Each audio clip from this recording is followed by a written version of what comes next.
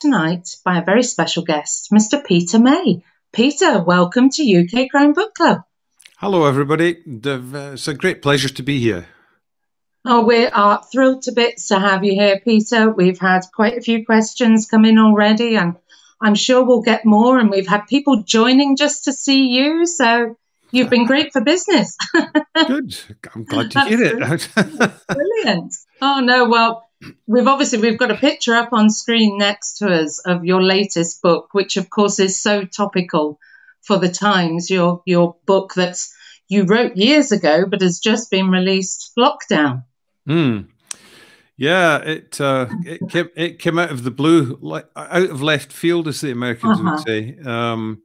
Yeah, a book I wrote 15 years ago, which I had effectively written off, lying in a metaphorical bottom drawer, gathering dust, and never expected to be published.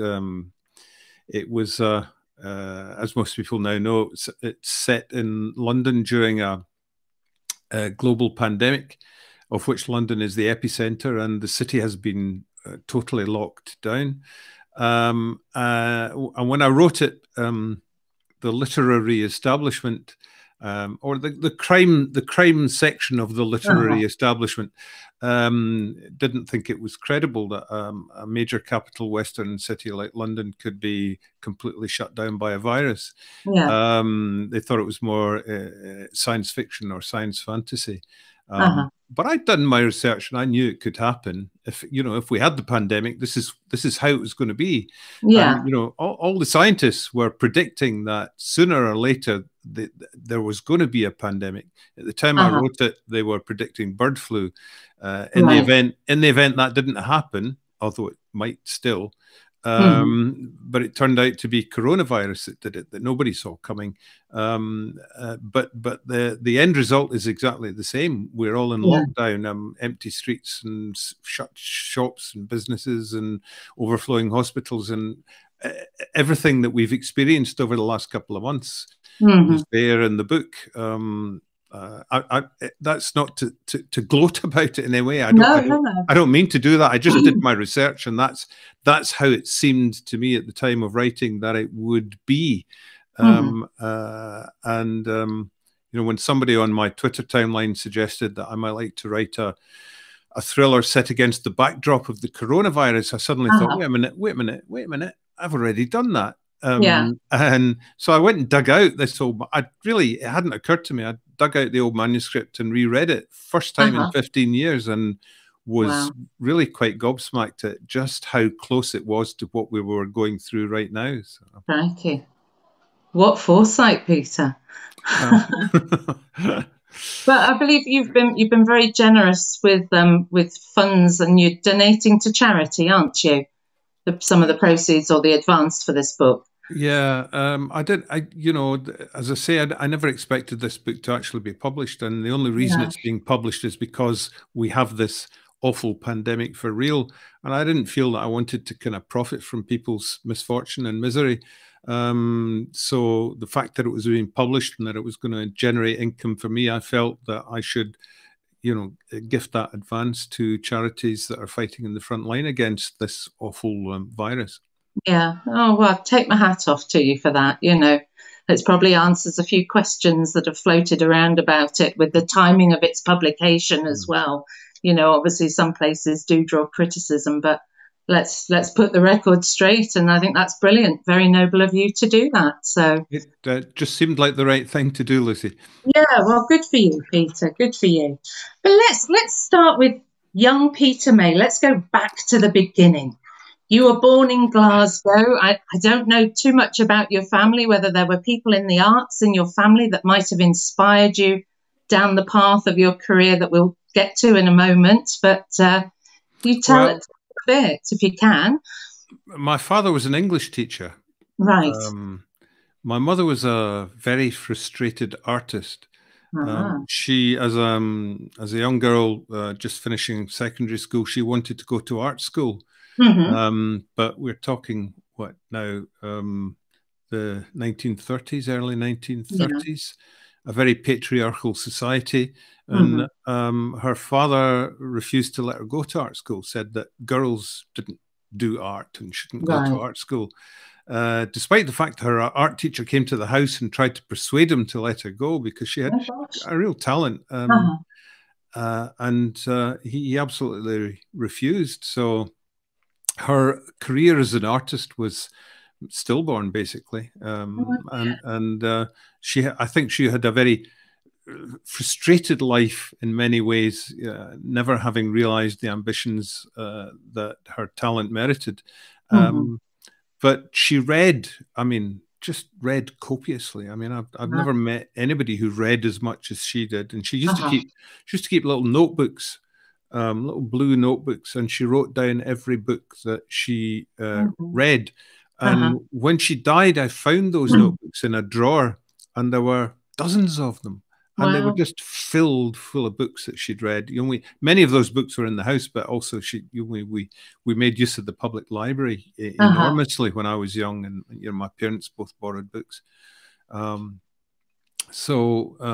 Yeah, I guess the kind of artistic leaning and my dad's kind of linguistic side. I mean, he did his degree in etymology. He's made a study of the history of and origin of words. So it was all there, I guess. Yeah.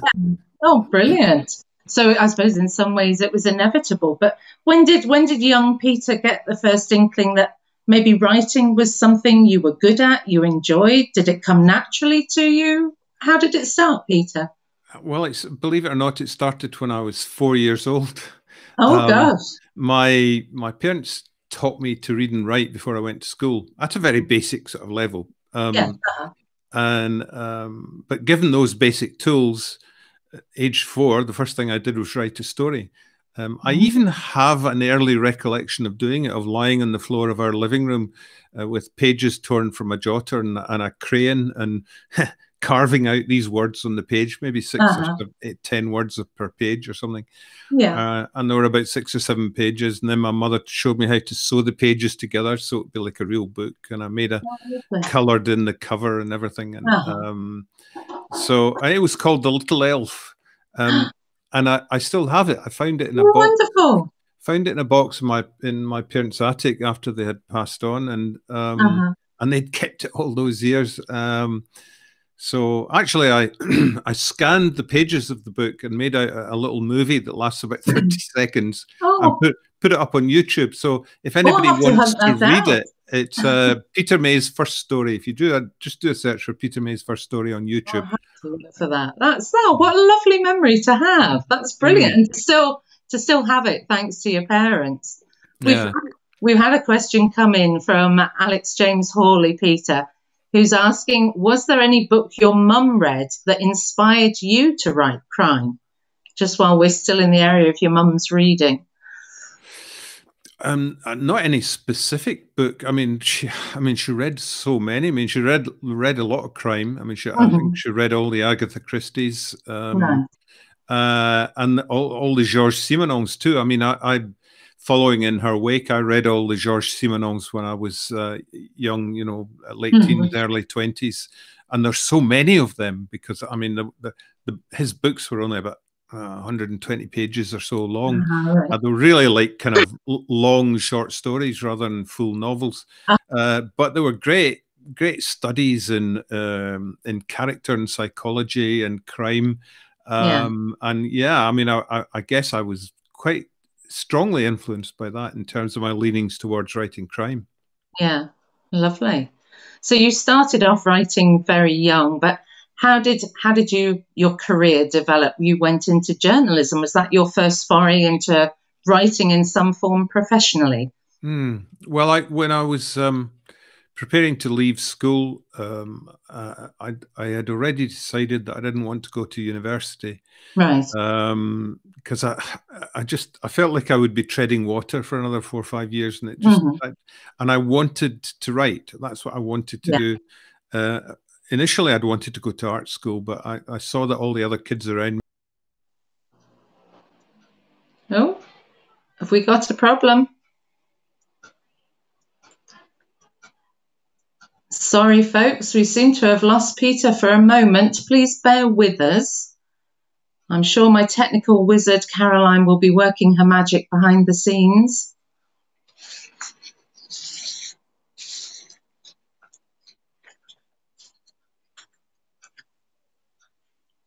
bear with us, guys and girls. Really sorry. Technical problems. The gremlins are in the works.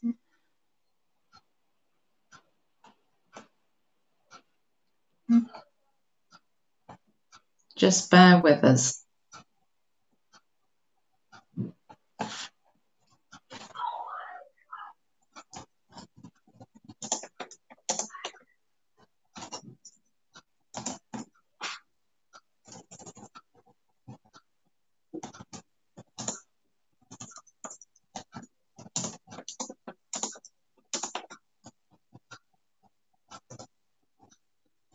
Just bear with us, folks. Really sorry about this. We're trying to see if we can contact Peter and get him back.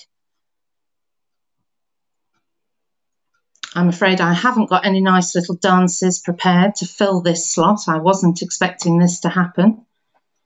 So please just bear with us.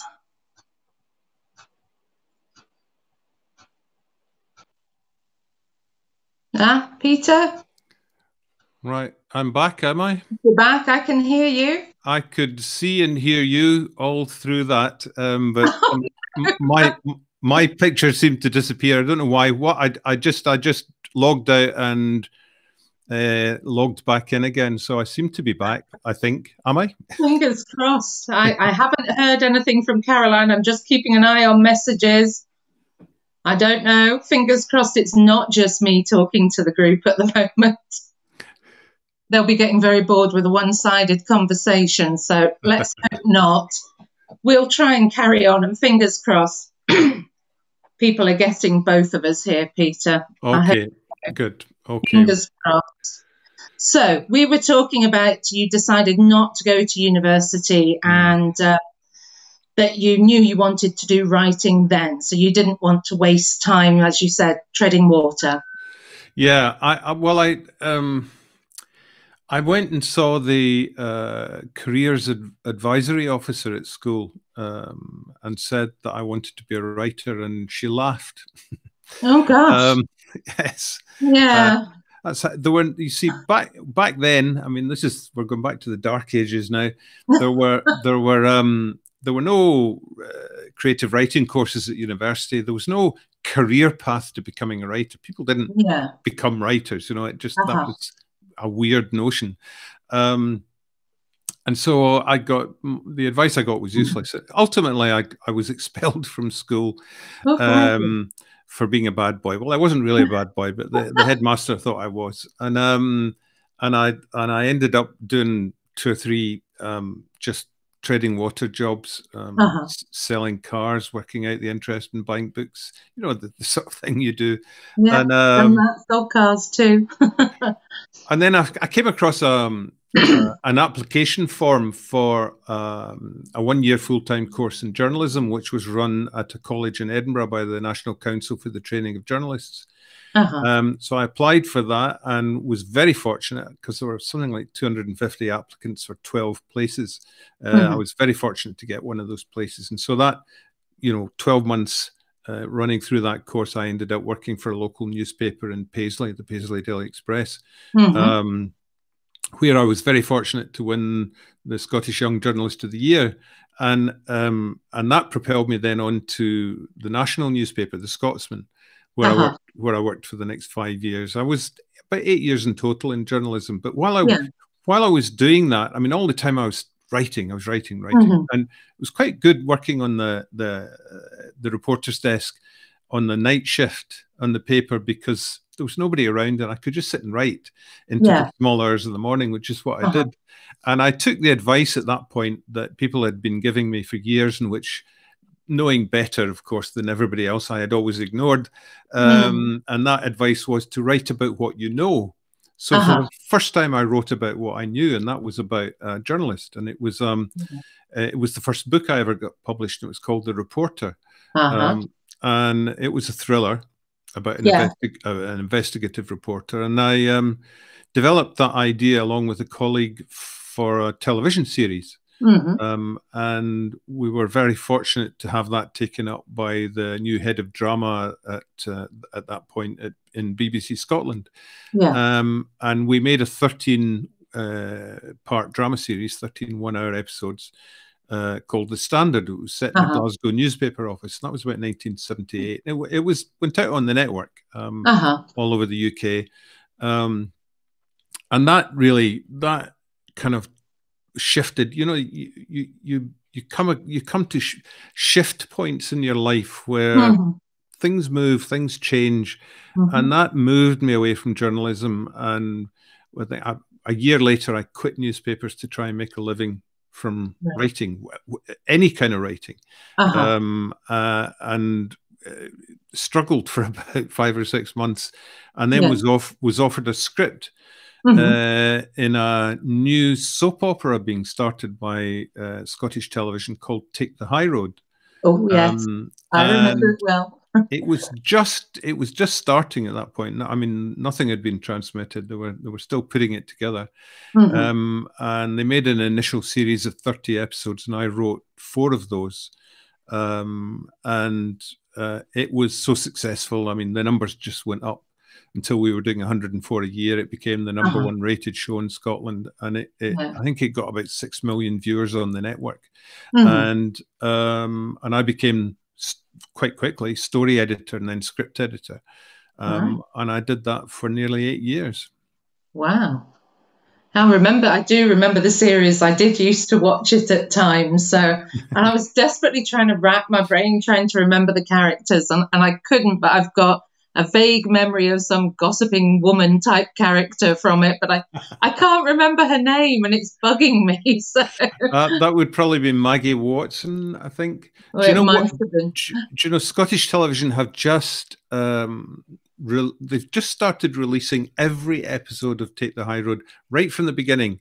Oh wow! And they're putting them up, I think, like 20 episodes at a time on the STV player. Right. And I loaded it up last night on my browser and on the iPad, and using a VPN got access to it. And there were the first 20 episodes of Take the High Road. And I knew that the first episode I'd written was episode number 12. So I went straight to that, and we played it and projected it up on the TV screen. And it was weird because this is 40 years ago. I could not believe that this was 40 years ago, 1980. Yeah. And here was the first episode I wrote for Take the High Road. I wanted to write hundreds of the things. And much to my surprise, it wasn't half as bad as I thought it was going to be. It was always very watchable, Peter, from memory. Yeah, it was good, steady daytime TV is how I remember it, and there's nothing wrong with that. There is a market for it, definitely. Well, I think the thing that marked it out from other soaps is that there was a lot of humour in it. It was very kind of West Highland country humour, and that appealed to people because some of the soaps are pretty, awfully serious, shall we say, dealing with the issues about this and that. And Take the High Road was just a kind of nice escapism, and with lots of nice humor and character in it. It was great fun. I loved doing it. I did it for 8 years, and it went on much longer than that, but I did it for 8 years, and some of the best and happiest years of my life making that show. It was fantastic fun. It really was.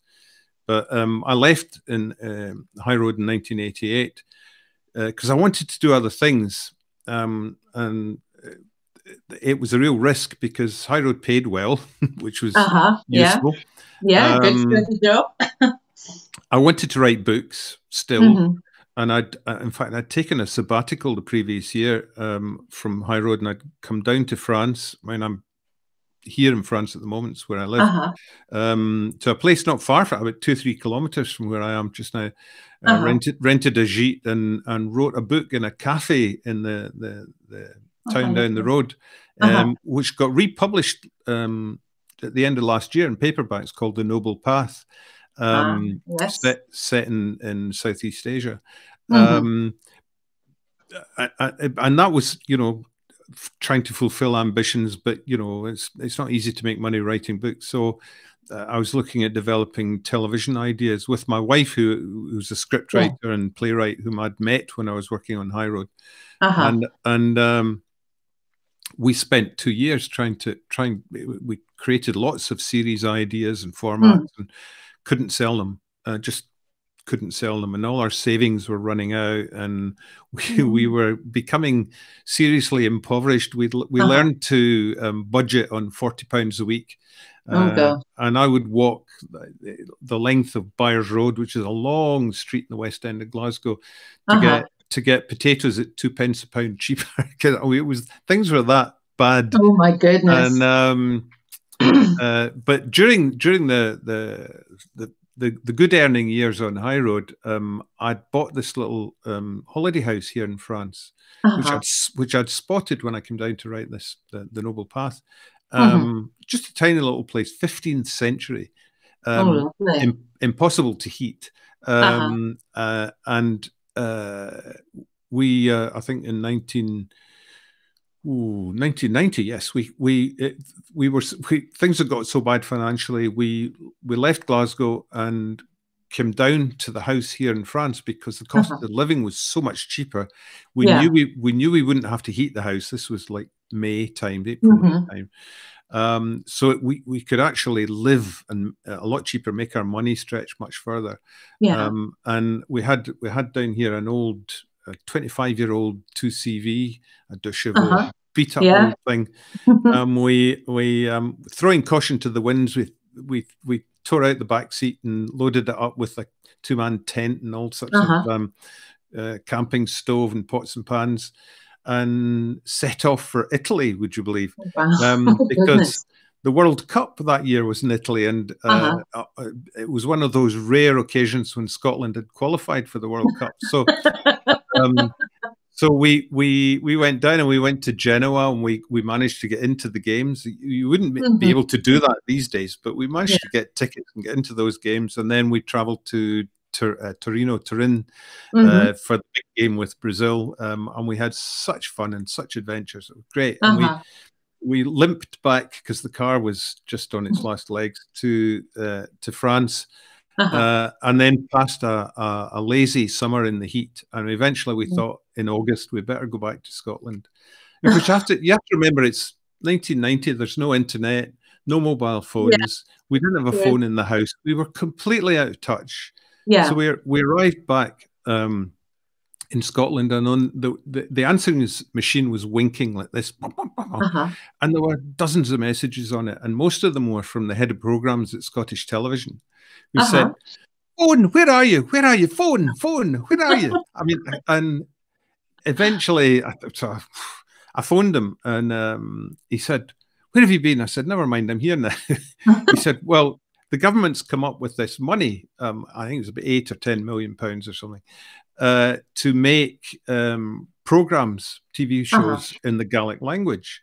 And we want to make a soap opera, and Gaelic language soap opera. And I know you don't speak Gaelic, which we didn't, but you have this experience of making Take the High Road. So would you come up with an idea for a Gaelic soap?"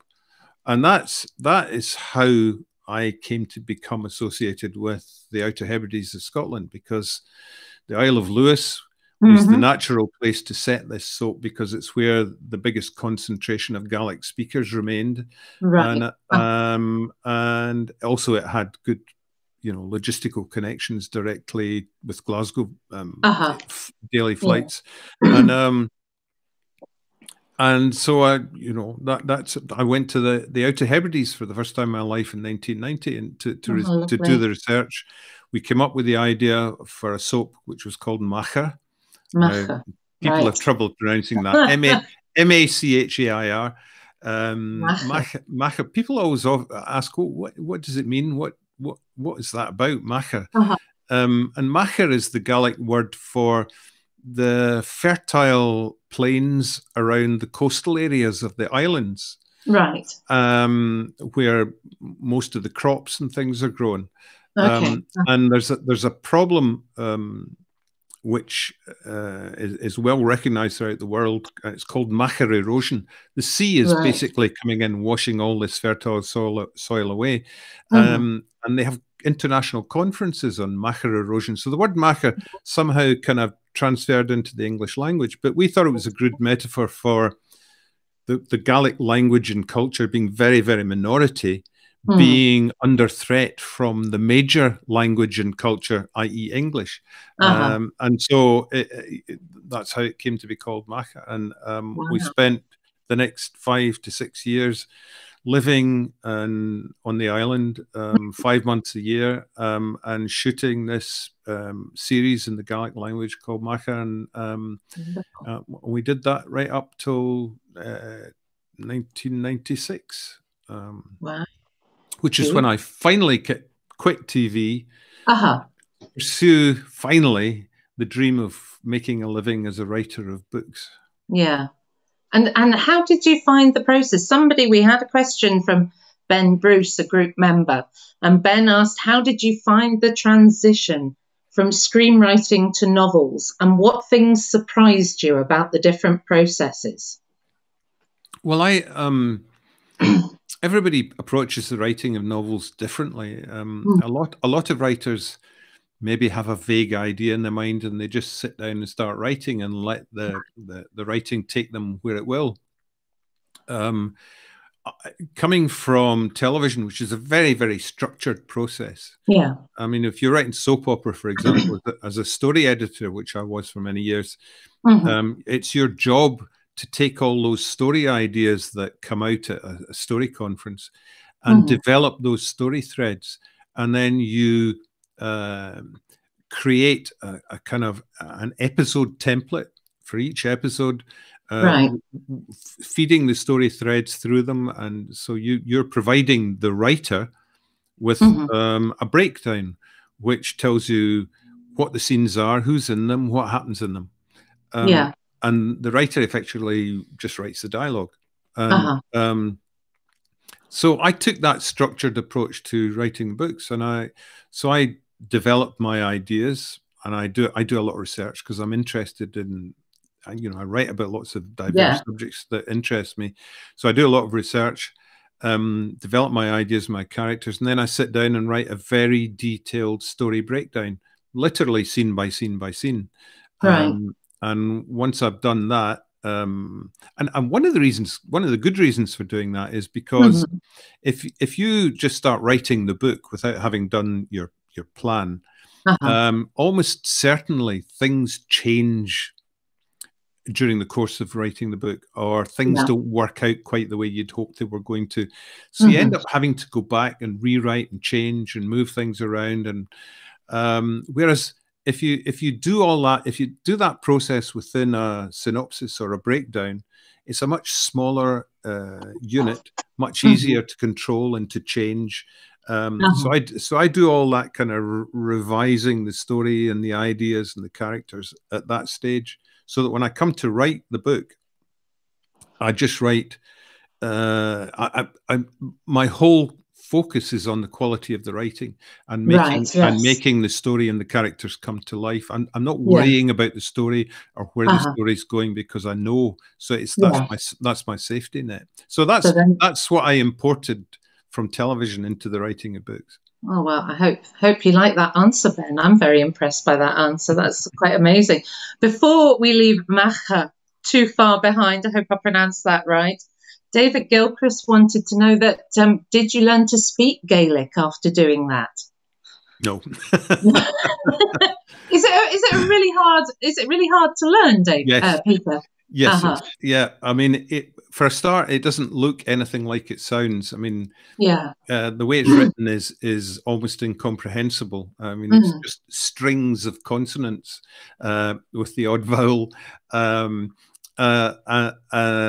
And Scottish Television, when we were starting out on this process, set up lessons for us and other key people who were going to be involved in it. We went to the very first lesson, and that was enough for me. I thought, no, I can't be doing with this. I'm going to focus, on the writing and the structure of the thing. We'll bring in writers who speak Gaelic, and they will, will do that. I became very familiar with it over the time. Yeah. I mean, it became what sounded to me initially very strange and alien became hugely familiar, and I could recognize, begin to understand quite a lot of it, because you do when you're going over scripts and things, time after time after time on location and back in the studio in post-production. It all became very familiar, but I never really got to speak it. No. Oh well, that's a shame. Never mind. But how did the locals on the islands take to you? Obviously, you had an advantage because you were at least Scottish, but there is this sense that the island communities can be a little bit wary of incomers from outside, and not just island communities. I've experienced it in parts of mainland UK. So how did they take to you taking over their island and producing this series, and then them feeling about you writing about their islands and bringing more people to their islands? Well, by and large, we were pretty much welcomed with open arms. People were very friendly and very open. We employed a lot of local people as extras, acting extras on the show. And bit by bit, we started employing local people in ancillary positions in this crew, because initially we'd actually the very first camera sound technicians we brought up from London. They were guys who'd been working on The Bill. If you remember the crime series, which had pioneered the whole process of shooting single camera video on location. And they brought that know-how with them up to the island. So and that's why the series looked so good. I mean, it was shot by absolute professionals, and the cast were terrific. I mean, most of them were very inexperienced, but they were authentic Gaelic speakers, and people on the island just loved to hear Gaelic spoken in a drama on television. And not only was it for them, but the show was broadcast at prime time on Scottish television throughout Scotland, at 7:30 on a Tuesday evening, and it got into the top 10. It had a 33% audience share, and this was subtitled drama. It was subtitled for only like 2% of the population of Scotland spoke Gaelic. So people were following it in subtitles, and at that point there was no history of subtitled drama in this country at all. So it was breaking down lots of barriers, and I think people just loved to see their island on the screen and hear authentic Gaelic spoken. And how did they clearly your time there must have been an influence for your Lewis trilogy books. Was it something that you went away and was it there in your mind as soon as you'd finished filming Macha and it was done, or was it an idea that simmered for a while and came back to you at a later date? Took about 8 years. Right. When I left in '96, when I quit television with the idea of trying to make a living writing books, and I left the island, I can remember getting on the ferry and sailing away for that last time and thinking, I'll probably never be back here. It was a wonderful experience, and I mean, it was a cathartic experience in many ways. But I didn't think I would ever be back. Right. And life then took me off in a completely different direction, because the first book that I got published was the Firemaker, which was the first book in the China thriller series. And that whole thing, I mean, I spent, from about 1997 to about 2004, huge amounts of time in China, backwards and forwards to China, involved with the Chinese police, from whom I was getting almost total cooperation. First Western writer to get the kind of access to the Chinese police that I got, and the justice system, and so that, you know, that could never have been further from, you know, the Outer Hebrides in every respect. But that was my total focus, you know, for right up till 2004, which was when my then publisher pulled the plug on the China series, and I was left wondering what was I going to write, and I'd had an idea in my mind, you know, probably for a couple of years, about this story that I'd heard about when I was filming on the island, about these hunters, bird hunters, guga hunters from Ness in the north part of the island, who 10 or 12 men who go every month of August to this rock in the North Atlantic called Sulasker, which is a gannet colony, and they go there and they kill 2,000 young gannets and bring them back to the island. And I mean, it's something that had been going on for 400 years. I mean, it started from basically starvation and desperation. People went out to the rock to kill the birds because they had no food. But over the centuries, and more recently, it had become a rite of passage for young men. And they were licensed. They were not allowed to kill any more than 2,000 of these young gannets for conservation reasons. But they would bring. I mean, the things are killed and plucked and seared over flames and gutted, and then salted and laid out in these huge circles, and so that effectively they're pickled. Smells horrendous. I mean, you know, doesn't sound like until you actually smell this stuff, you would find it hard to believe. But they bring this stuff back to the island, and it's hugely sought after. It's regarded as a great delicacy, and you know, because there are only 2,000 birds, I mean, the competition to get their hands on one is extraordinary. And these things they're so fatty that some people apparently wash the fat off with, you know, fairy liquid. And then they boil them up and boil them up and boil them up in milk and serve them with potatoes. And it does sound horrible. When I went up to do my research on that, I tasted the guga for the first time. That's the Gaelic word for a young gannet is guga. That's what and it wasn't actually as bad as I thought it was going to be. It had kind of like the texture of duck and the taste of fish. But it wasn't. I mean, I have smelled it, and I knew it smelled pretty foul, but it didn't taste bad at all, actually. Oh, that's good. But yeah, so I'd had this idea in my head for a while, and you know, when I was scratching around for the next thing to write, I thought, why don't I do this?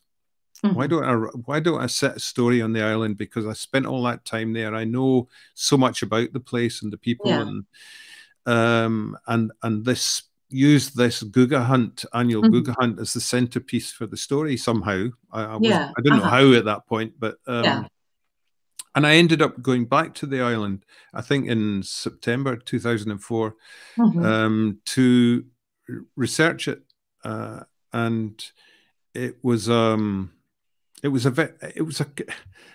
said to folk before, it was like coming home.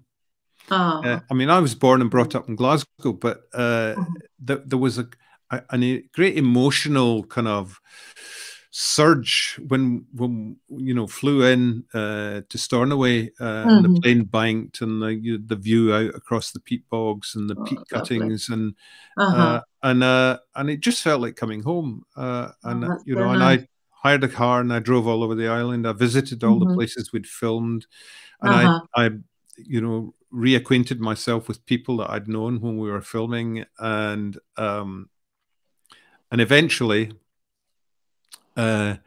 I had made a session to an appointment to meet with about 4 of the Guga hunters at the Nest Social Club one night. And these are rough, tough guys. You wouldn't mess with these boys. I mean, they are, yeah, built like, and yes.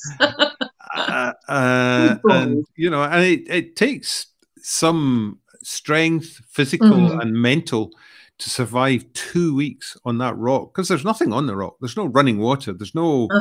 They have to take everything with them, and it's utterly inhospitable, and hugely dangerous. And so these were fearsome guys, and I was a little bit apprehensive about meeting them, and I think they were a little bit suspicious of me. But we met and we started chatting, and I got them to talk bit by bit, by buying more and more drink, about the Guga hunt itself and why they did it, what motivated them to do it. And then as the drink flowed more, we started getting on to what it had been like to grow up on the island. Young kids, as teenagers, and because in lots of ways it's very hard. Most kids, when they get to 16, 17, 18, want to leave. The island feels very confining, and it's quite it's a historical kind of tradition that young people leave the island. But by the time they get into their 30s or their 40s, they're almost invariably drawn back, and they want to go back. But at that age, they want to leave, and so that whole youthful experience leading up to that point was very interesting. And they told me all sorts of fascinating tales about growing up, particularly in that northern part of the island and Nest. And I was wide-eyed, really. And at about 2 o'clock in the morning, I somehow, I won't say how, got back to Stornoway, which was about 45 minutes away, to the park guest house where I was staying. And I got my laptop and I went down into the downstairs lounge, and I sat and I started writing up my notes on everything they had talked about and the stories they'd related to me, and my own thoughts about things, and how something they might have told me triggered off an idea for a story, and I would get that down. I got that down, and I was there at about 6 in the morning. It was light. I could hear I could hear them start to open up in the kitchen, and guests starting to use the toilets upstairs, and at that point, I sort of sat back and realized that I had the book. I just had to write it then. But that was the Black House, and that's how it was born, basically. But it was it was taken up by a French publishing house before it was published in the UK, wasn't it? It was how come it was in France? Obviously you were living in France then, so was it somebody you approached, or how did it happen that it was a French publishing house? Well, it's weird. Life and coincidence and fate all step in to create our lives in all their complexities. When I wrote The Black House, 2004 and 2005, I couldn't get a publisher for it. Nobody would publish it in Britain. I then went on to write the first of the Enzo books, The Extraordinary People. I couldn't get a publisher for it. I then also wrote Lockdown. I couldn't get a publisher for it. Things were looking pretty grim, I can tell you at that point. But I was living in France, and I had met a French publisher, a small French publisher, who had a great interest in China. And she bought the rights to the China books. And so they started coming out in France, and they were getting a lot of success. And they were getting more success in France in French than they had been in English. And it was And you know that went on. I think the first of the China books was published around 2004, 2005, and so they were more or less all out. And it must have been about 2008. I was at a book fair at a place called Brive, second biggest book fair in France. And my publisher was there, and I had this chance conversation with her about The Black House, this book that I had written, that was sitting in a bottom drawer, that I thought, and as I had thought at the time when I wrote it, was the best thing I'd ever written, but nobody wanted to publish it. So she asked to see it, and I emailed her a PDF of the manuscript, and she called me about 6 weeks later and said, "I love it. I want to buy world rights." Oh, wow. And I was set by. I thought, I mean, at last somebody, you know, here was somebody who wasn't saying your baby is ugly. Yeah. Which is what it feels like when you know, something you've put all that time and effort and love into is rejected by, you know, so many publishers. Here was a publisher saying, "No, I think I love this." So I was delighted, and it got translated into French, published in France, 2009, and it became a huge bestseller there. And it started winning all sorts of literary awards. And then because they had bought world rights, they took it to the big international book fair in Frankfurt, where everybody bought it. I mean, just everybody bought it. Last of all, the Brits, you know, last to the party as usual. But it was a young publishing house called Quercus, who had not been around at the time that the manuscript was being peddled around all those crime editors. And my editor there, John Riley, absolutely loved the book. And and I remember I went to the publisher's office in London. It was at that time, it was in Bloomsbury Square. And it was just an old house. It was a shambles of a place, and they had manuscripts piled up the stairs and stuff. And they took me up to this little conference room, and he got the entire staff of the publishing house crammed into the conference room with me and said, "This is going to be a bestseller. This book is brilliant." And you know, wonderful. And no, you know, this is the first time anything like that had ever happened to me.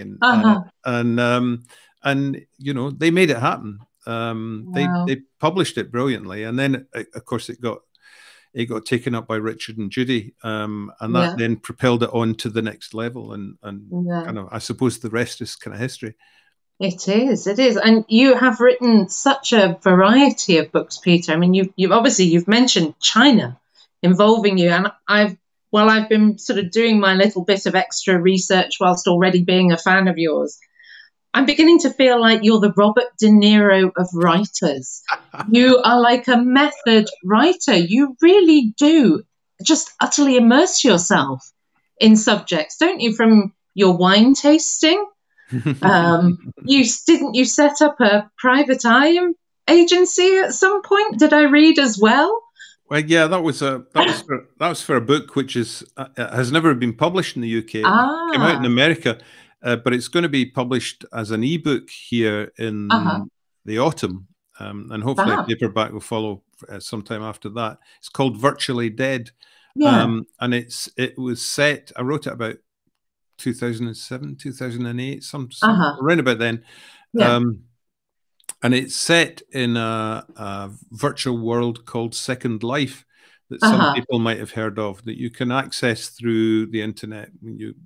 And you get a special browser, and it takes you into this parallel universe, effectively, a virtual world which is very like our own world in many, many ways, except that you can teleport from A to B, you can fly, and you can make yourself look as beautiful as you want. But you know, other than that, it's people make things and sell things and buy and sell real estate. And I mean, people have made millions selling effectively pixels, real estate that doesn't actually exist. And I was interested in this because I watched a documentary about how criminals were using it to launder money, because it has its own currency, its own economy. And so I went in there created my own avatar, and set up. My avatar was called Flick Folds, and I set up the Flick Folds Detective Agency. Wow, that's a good name, Peter. I like that. And advertised my services, and much to my astonishment, and I started getting clients.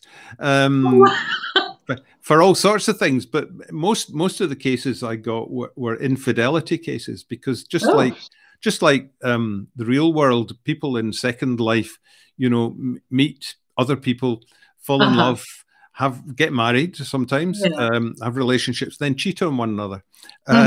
So it's just like real life, and just kind of like seedy kind of detective shows that you used to watch on television. The down at heel people up dark alleys to take photographs of them in flagrante delicto, and so I did all that in a virtual sense, and right. and people paid me money to do it, and and I did this for about a year, and that was my kind of whole background research for the book. I got to know Second Life very well. Well, we've had a question come in. Unfortunately, I can't see who's asked it, so apologies to our group member, but somebody has asked, why China, Peter? Were you a frequent visitor there before you came up with the idea for the books? And I must admit, I was wondering what drew you to China in particular for that series. I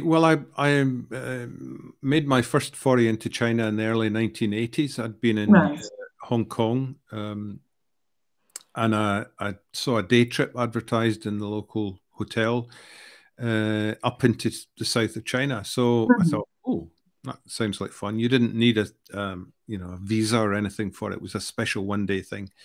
So I went on that, and the day trip went up to Shenzhen. We went by bus and train.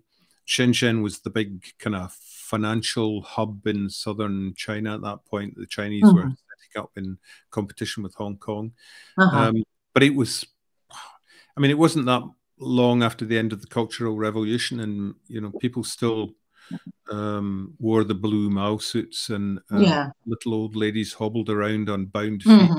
And it was just, I was so struck by the place. It was so different from anything I'd ever experienced. I kind of knew immediately that I wanted to write about it. But it was another, I don't know, 1991, I went back in search of a story, because I knew I wanted to set something there, and I decided that Beijing was probably, I'd been influenced by Gorky Park. You remember? Yes, I saw the film anyway. So crime thriller set in Moscow, and which broke ground at the time. And I thought, well, nobody's done that in Beijing. So it kind of two ideas coming together. The idea that I would set something in China and a crime thriller set in the capital city of Beijing. So I went back to Beijing in 1991, looking for a story, thinking that it might be somehow based around the events that took place in Tiananmen Square in '89. But I didn't find my story, but I made some amazing contacts, and I had some extraordinary experiences. And then I was tied up in Macha for the next 6-7 years, and it wasn't until I finished on Macha and I came up with an idea that I wanted to pursue, which was about GMOs, about genetically modified food, and Chinese became the natural setting for the story I wanted to tell. And the way of telling the story, I was going to do it through the investigation of a murder. So it's a crime story, and became a crime thriller. But I had lots of quite detailed research to do, taking in genetics and pathology, because one of the characters was an American pathologist, and then the Chinese police, which was the hardest thing I've ever had to research. But I was very fortunate in meeting an American criminologist, a guy called Dr. Richard Ward, who had spent some years in Shanghai, in fact, in the 1990s, effectively training the top 500 Chinese police officers in the latest Western policing techniques. So he was hugely well thought of. And so I first went to research the firemaker with basically a recommendation from him, and doors that would normally be closed to foreigners just opened up. And that's how I got my access, and that's where the whole Chinese thread came from. And then I just fell in love with so many aspects of China and Chinese culture. Yeah. I saw a question coming up there. Did I learn to speak Chinese? Yes. No, just like Gaelic. I'm a one language person. I do speak French, but I have found it hugely difficult to learn to speak French to any degree of fluency. So I don't think that I'm a natural linguist. And Chinese, if I thought Gaelic was difficult, Chinese is even more. I mean, it's 4 tonal levels. You say the same word in 4 different tones, and they mean different things. I had during the whole period we were there, we had a lovely man who was a retired policeman called Dai Yisheng, Mr. Dai, who was our guide and translator, and lovely, lovely man. Super. Are you all right for time, Peter? Because we're coming up to our hour and I've still got questions to ask you. Are you okay to hang around for a little bit longer? Well, I've already eaten. There's a bottle of wine sitting waiting over there, but my wife will probably keep it on the chiller for me. I'll try and rattle off some questions then. I must ask you for David Gilchrist. He in particular would like to know what inspired Coffin Road. And of course, that saw a return to the islands, didn't it? That was just my interest in ecology and the whole green issue of what was happening to bees. I mean, this is something I'd been reading about for a number of years, and in fact, my genetics advisor, a Canadian professor, emeritus of genetics, Joe Cummins, it was one of his real interests, and I read a lot of his papers on the subject. And I mean, it was this extraordinary phenomenon where bees were literally disappearing. In America, they cultivate bees on an industrial scale to pollinate vast crops of almond trees in California, and orange trees, and they truck them around the country. Great big articulated lorries trundle around America and release the bees in various places to pollinate these things. And suddenly the bees were all disappearing, and sometimes they'd just be found dead en masse, and nobody knew why or what was happening. There was all sorts of speculation about it, scientific speculation, and lots of conspiracy theories. And I got into that in a big way because bees are so important to our whole existence here. That it's something like 70% of the crops we eat are pollinated by bees. If you take bees away, hunger becomes a major problem. People didn't believe that a pandemic could close down major world cities, but it has. And if the bees disappear, there will be famine. It's this is not speculation. This is what will happen, and we have. And I got more and more concerned about it, and actually found a scientist, an English scientist living and working in Scotland, in Dundee, who had actually found the smoking gun, discovered what it was that was killing the bees, and it was an insecticide or a pesticide. Or a group of pesticides called neonicotinoids. But these things are worth billions to the pharmaceutical industry. And so, anything that threw suspicion in the direction of these neonicotinoids was going to have a massive financial impact on these big companies. And so immediately you're laying the groundwork for a conspiracy thriller, and that's effectively what Coffin Road was. And I chose the islands to set it, because if you're going to raise or attempt to raise bees in a completely unpolluted environment, that's where to do it. Yeah, and do you think that Coffin Road has actually helped bring the plight of bees to people's attention? Have you had any feedback? Has anybody in the scientific community said anything, or anybody said anything? Has it helped?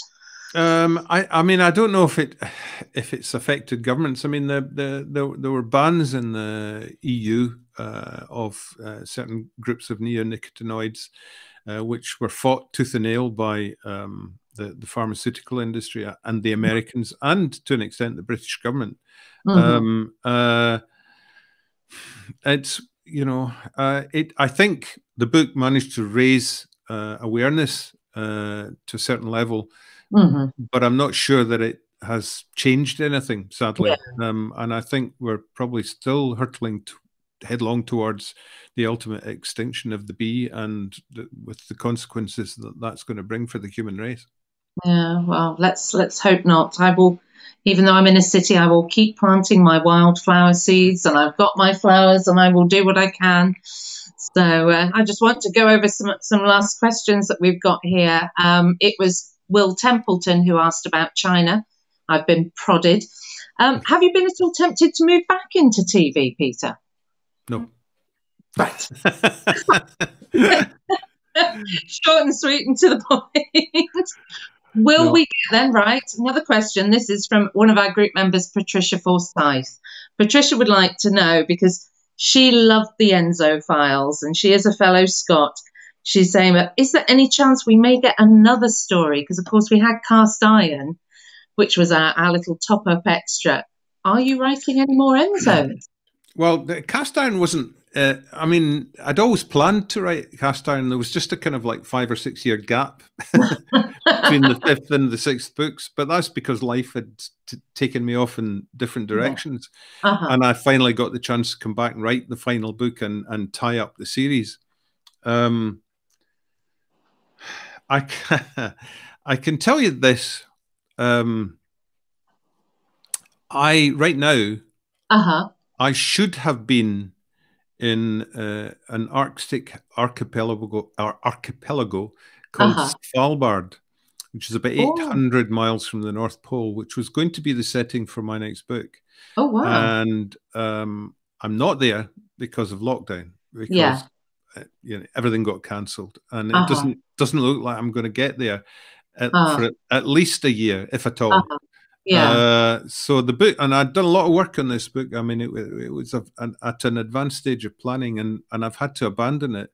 And I have to produce a book by the end of the year, contractually. And so I've had to completely change course. And I have, and I returned to an idea that I'd been playing around with, which is set here in France, right in this area that I live. Lovely. And it arose. I don't know how much to tell you about that. Well, why not whet the appetite? It's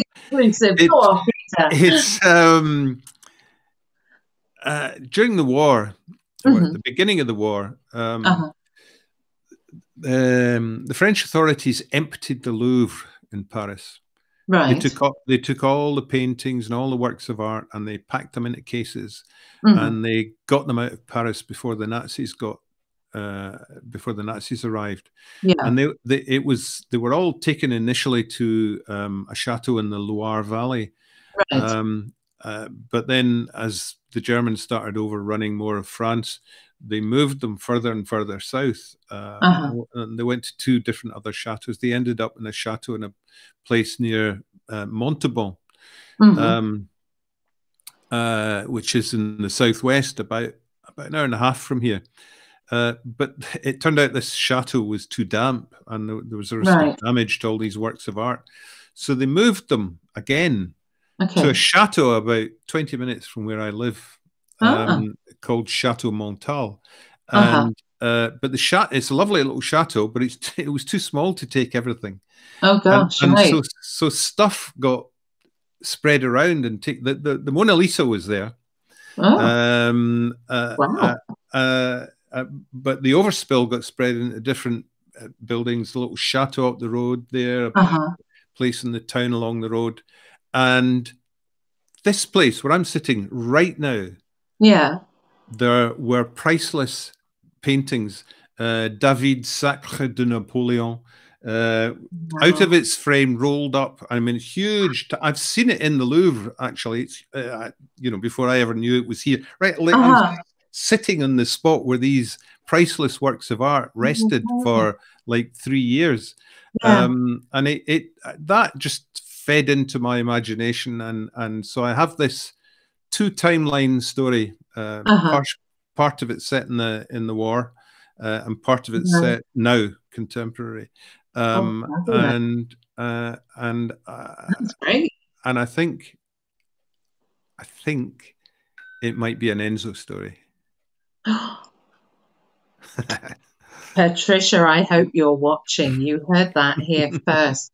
Well, maybe, Peter, once it's written, maybe we could tempt you to come back to us and come and have another chat with us, and we'll do your book launch and tell you all about it. Yes. We'll be able to talk more about it because we'll know more about it then. But I mean, it's been wonderful talking to you. I don't want to keep you from your wine for any longer than I have to, Peter. My glass is almost empty anyway. But it really has been an absolute pleasure having you join us tonight and listening to you and hearing your tales. And I will continue reading, and please keep writing. It's been great fun. Thank you very much for having me. Oh, you're more than welcome. Honestly, the invitation is there, Peter. If ever we could have you back, or you'd like to come back, you would be very, very welcome. We'd love to have you back with us again. Great stuff. Okay. All right. Well, Pete, everyone, I'm going to